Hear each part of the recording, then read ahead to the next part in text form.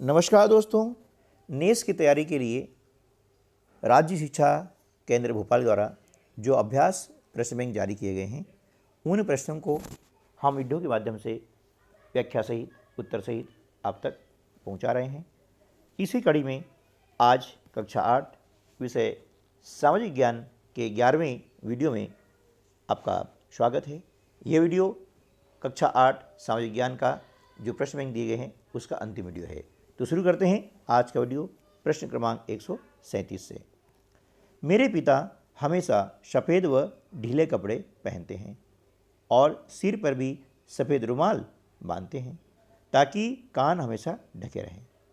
माँ भी पूरे शरीर को ढकी हुई पोशाक पहनती है क्योंकि हम जहाँ रहते हैं वहाँ सबसे क्रियाशील रहती है। क्या?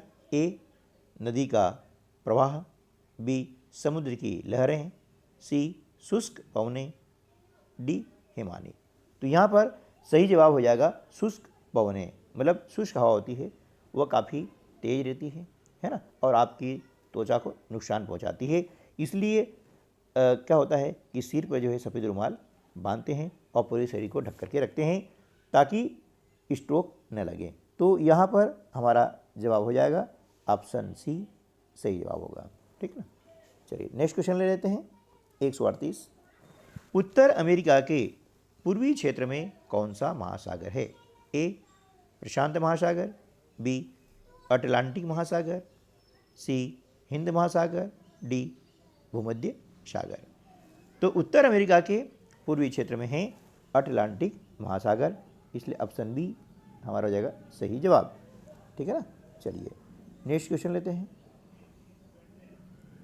आप देख रहे हैं कि यहाँ पर एक दिया गया है चित्र, है ना।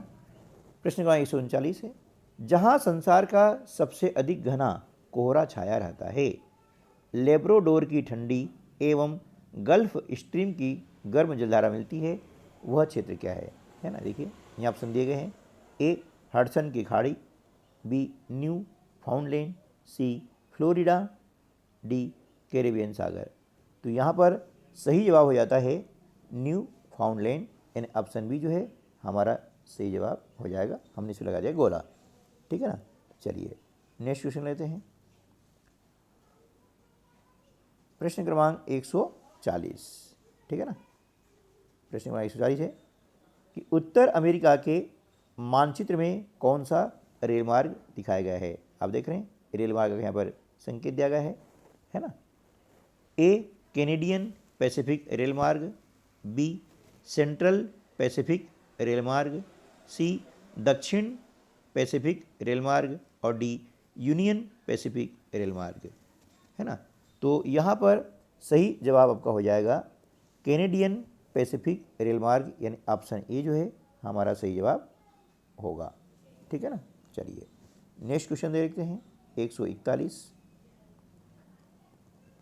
प्रश्न क्रमांक 141 है, दक्षिण अमेरिका महाद्वीप के मानचित्र में दर्शाई गई नदी कौन सी है? आप देख रहे हैं मानचित्र में ऊपर जो गहरे रंग में दिखाई गई है यह नदियां हैं।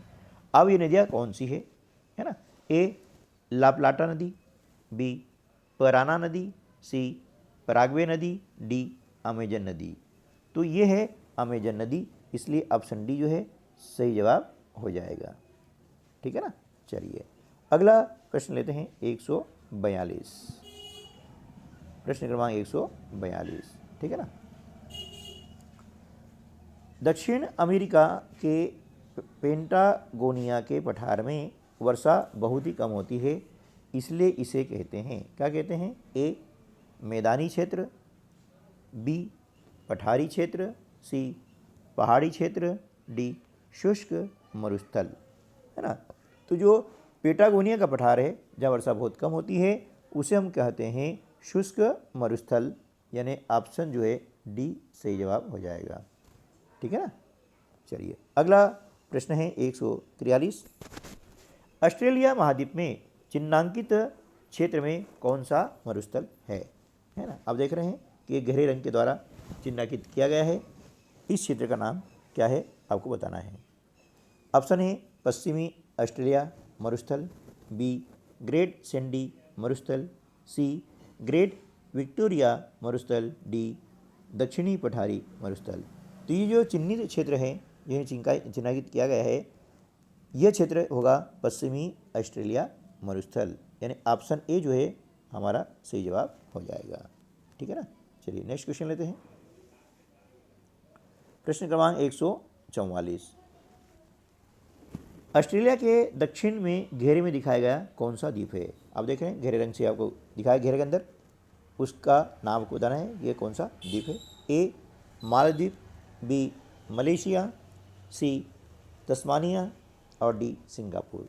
तो इस द्वीप का नाम है तस्मानिया, इसलिए ऑप्शन सी जो है हमारा सही जवाब हो जाएगा। ठीक है ना। चलिए नेक्स्ट क्वेश्चन ले लेते हैं। प्रश्न क्रमांक 145। निम्नलिखित में से कौन सा कथन सत्य है? आपको 4 कथन दिए गए हैं। एक, वस्तुएं उस समय संसाधन बनती है जब उनका कोई मूल्य होता है। 2, इनका उपयोग अथवा उपयोगिता इसे मूल्य प्रदान करती है। सी, सभी संसाधन मूल्यवान होते हैं। और चौथा है, मूल्य का अर्थ महत्व होता है ना। तो यहाँ पर सभी सही है ना, इसलिए ऑप्शन डी जो है हमारा सही जवाब हो जाएगा। ठीक है ना। चलिए नेक्स्ट क्वेश्चन ले लेते हैं। प्रश्न क्रमांक 146। मृदा के संबंध में दिए गए निम्नलिखित कथनों में से कौन सा कथन सत्य है? एक, पृथ्वी के पृष्ठ पर दानेदार कणों के आवरण की पतली परत मृदा कहलाती है।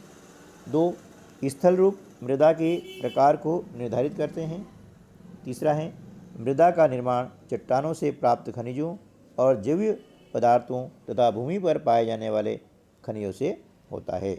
तो यहाँ पर हम देख रहे हैं कि ये सभी कथन सत्य हैं, इसलिए ऑप्शन डी हमारा सही जवाब हो जाएगा। ठीक है ना। चलिए अगला प्रश्न लेते हैं। प्रश्न क्रमांक 147। निम्नलिखित में से कौन सी विधि तीव्र ढालों पर मृदा अपरदन रोकने के लिए सबसे उपयुक्त है? ए रक्षक मेखला, बी मल्चिंग, सी वेदिका फार्म, डी समोच्च रेखीय जुताई। तो यहाँ पर जैसे तीव्र ढाल है और वहाँ मृदा अपरदन रोकने के लिए जो है समोच्च रेखीय जुताई की जाती है ना। तो ऑप्शन डी हमारा सही जवाब हो जाएगा। अगला प्रश्न है 148। ठीक है ना। खनिजों के संरक्षण के संदर्भ में दिए गए निम्नलिखित कथनों में से कौन सा कथन सत्य है?